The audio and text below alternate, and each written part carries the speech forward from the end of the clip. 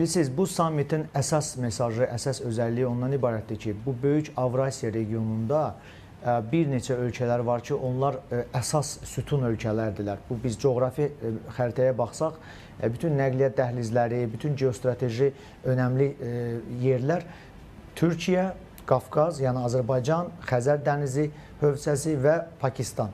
Yəni bu Cənub Asiyada, böyük Avrasiya regionunda bunlar əsas aparıcı dövlətlərdirlər.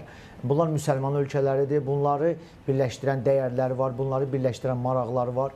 Və bu sammit o bir mesaj verdi ki, bəli, bu Avrasiya regionunda birincisi Azərbaycan tək deyil, Azərbaycanın arxasında böyük dövlətlər, böyük dəstək verən partnyorlar durur.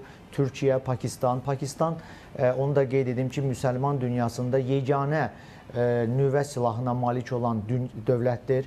Yəni dünyada belə dövlətlərin sayı tək tükdür və Pakistanın nüvə silahı var, Pakistanın güclü ordusu var, Pakistanın çox müasir texnologiyaları var.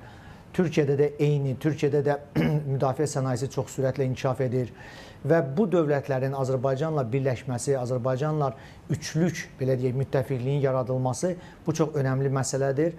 Bu digər dövlətlərə də, misal üçün, Ermənistana silah göndərən Fransaya, Hindistana və digər dövlətlərə ciddi bir mesajdır. Mesajdır ki, Azərbaycan tək deyil, Azərbaycan bu üçlük müttəfiqliyini qurmaqla regionda həm iqtisadi gücə malik olacaq, həm yeni investisiyalar cəlb edəcək, həm hərbi sənayesini inkişaf etdirəcək, həm nəqliyyat dəhlizləri coğrafi məkana biz baxsaq inkişaf edəcək.